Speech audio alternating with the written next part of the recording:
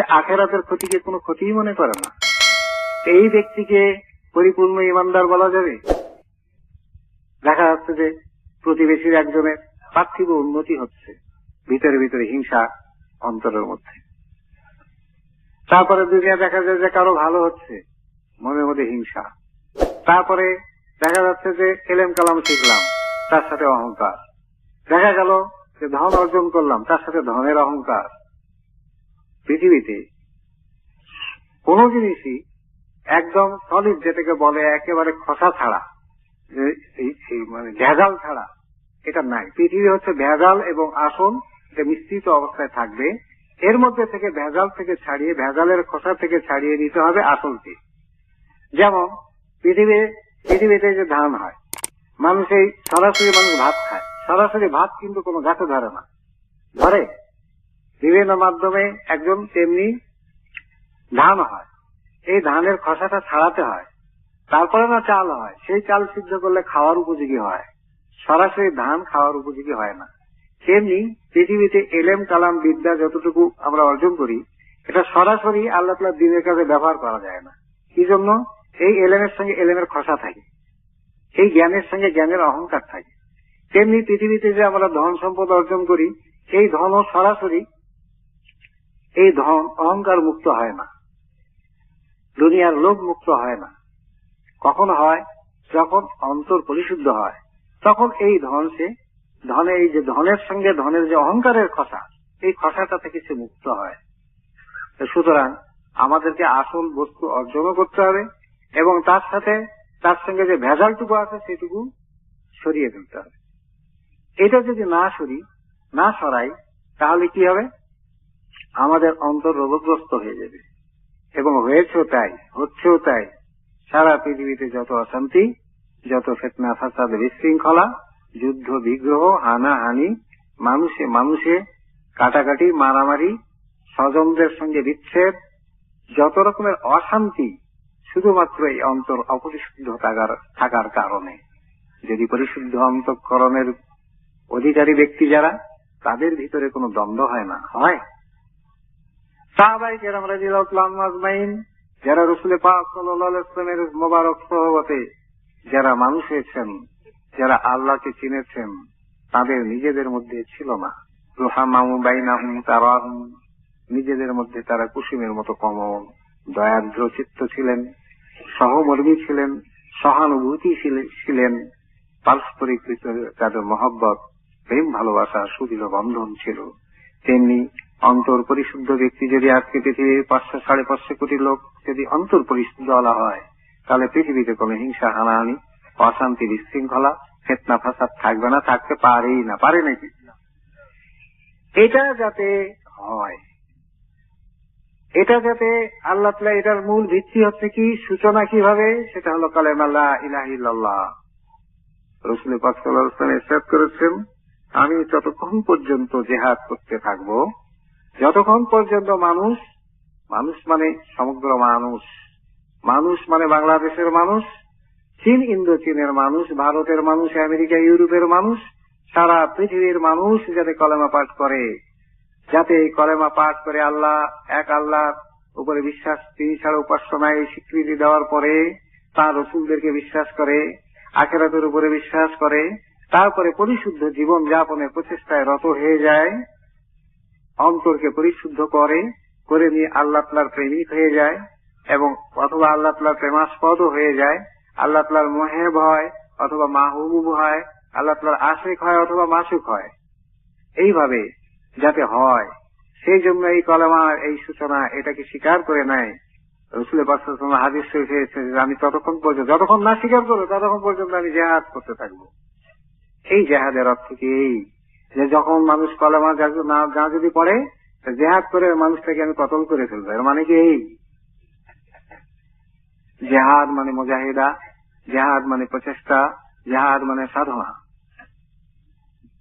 আর যুদ্ধ বিগ্রহ, সশস্ত্র যুদ্ধ বিগ্রহ, এটা কোরআনের পরিভাষায় কিতাল বলা হয়েছে। সুতরাং রাসূল পাক সাল্লাল্লাহু আলাইহি ওয়াসাল্লামের যে জিহাদ, ওটাই আসল জিহাদ। ওই জিহাদ উম্মতকেও এই জিহাদের দায়িত্ব তাদের স্পন্ধেও অর্পিত হয়েছে। সুতরাং আমাদেরও প্রচেষ্টা সারা পৃথিবীর সকল মোমেন মোমেনাগণের প্রচেষ্টা হচ্ছে এই জেহাদের মধ্যে শরীক হওয়া, যাতে পৃথিবীর অবশিষ্ট মানুষ যারা কলেমা পাঠ করে নাই, পরিশুদ্ধতার পথে আসে নাই, আল্লাহর পথে সিরাতুল মুস্তাকিমের পথে আসে নাই, তারা যাতে কলেমা পাঠ করে, যারা যাতে কলেমা বিশ্বাস করে, সেই জেহাদে, সেই সাধনায়, সেই প্রচেষ্টায় নিয়োজিত হয়ে যাওয়া। কিন্তু কিভাবে হবে? একজন রোগগ্রস্ত মানুষ কি যুদ্ধ করতে পারে? একজন লোকের এমন অসুবিধা হয়েছে 2টা কিডনি নষ্ট, একজন মানুষের এমন অসুবিধা হয়েছে যে হার্টের সমস্ত ভালভ নষ্ট, এই শয্যাশায়ী ব্যক্তি, এই রোগগ্রস্ত ব্যক্তি কারোর সঙ্গে যুদ্ধ করতে পারে? যুদ্ধ করতে পারে একমাত্র সবল, সুঠাম দেহের অধিকারী এবং সুষ্ঠ সুন্দর চিন্তার অধিকারী, আল্লাহ এবং আল্লাহর রসুলের রেজামন্দির উদ্দেশ্যে যারা জেহাদ করে, একমাত্র তারাই মুজাহিদ হওয়ার উপযুক্ত। মুজাহিদ হতে গেলে, আল্লাহর দ্বীনের পথের মুজাহিদ হতে গেলে তাকে সুস্থ শরীরের অধিকারী যেমন হতে হবে, তেমনি সুস্থ সুন্দর পরিশুদ্ধ অন্তরেরও অধিকারী হতে হবে। শুধু শরীরের শক্তি দিয়ে যদি সে লাগে কাফের মুশরিকদের সঙ্গে, পারবে না। আমরা পৃথিবীতে বর্তমানে দেখি, পৃথিবীর যত যুদ্ধাস্ত্র, সমরাস্ত্র সমস্ত কাফের মুশরিকদের হাতে বেশি। রাসূল পাক সাল্লাল্লাহু আলাইহি ওয়াসাল্লাম যখন দ্বীনের দাওয়াত দিতেন, যখন ইসলাম প্রচার করেছিলেন, তখন একই পরিস্থিতি ছিল। মুসলমানদের হাতে যত অস্ত্র ছিল তার চেয়ে কাফেরদের অস্ত্র বেশি ছিল, ছিল না? মুসলমানদের হাতে যে সম্পদ ছিল, কাফেরদের সম্পদ বেশি ছিল।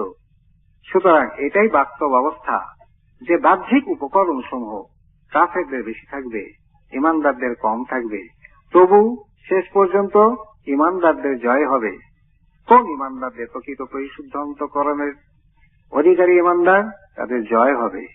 তাদেরকে আল্লাহ তাআলা হিজবুল্লাহ বলেছেন, আল্লাহর দল। উলাইকা হিজবুল্লাহ, আলা উলাইকা হিজবুল্লাহ হুমুল গালিবুন। হিজবুল্লাহ যারা আল্লাহর পথে পথে, তারাই বিজয়ী হবেন। তাদের কাছে এমন একটা অস্ত্র আছে যে অস্ত্রের মোকাবেলা করার সামর্থ্য কোন কাফের মুশরিকের নাই। শয়তান যে এত বড় বুদ্ধিমান, সেই শয়তান ইবলীসেরও নাই। তাদের কাছে আল্লাহ তাআলার স্মরণে মগ্ন অন্তঃকরণ আছে, পরিশুদ্ধ অন্তঃকরণ আছে। তার কারণে আল্লাহ তাআলার মখলুকের প্রতি তাদের অগাধ অপরিসীম ভালোবাসা, মায়া মমতা আছে। আর এই মায়া মমতা ভালোবাসার কাছে সবাই আত্মসমর্পণ করতে বাধ্য।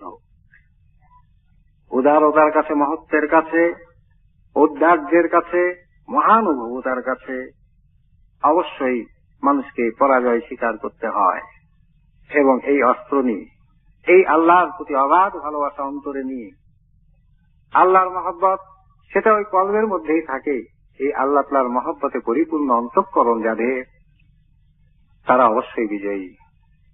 আমরা আমাদের দেশে, ভারত বা পাকিস্তান বা আশেপাশের বহু দেশে আমরা দেখি যারা এই সকল মুজাহিদ এসে বিজয়ী হয়েছেন। আজকে বাংলাদেশের ইতিহাস যদি আমরা পড়ি, 1000 বছরের ইতিহাস, আমরা এখানে দেখতে পাই বৌদ্ধ রাজারা, পাল রাজারা প্রায় 500-600 বছর রাজত্ব করেছে। তারপরে সেন বংশ, হিন্দুদের ব্রাহ্মণ্য বংশ, তারা 75 বছর রাজত্ব করেছে। তারপরে মুসলমানের রাজত্ব শুরু হয়েছে। কিন্তু মুসলমান রাজত্ব শুরু হওয়ার আগে থেকেই এখানে সুফি দরবেশগণ, পীর আউলিয়াগণ ইসলাম প্রচার করেছেন। তাদের কাছে মহব্বতের অস্ত্র ছিল, ভালোবাসার অস্ত্র ছিল।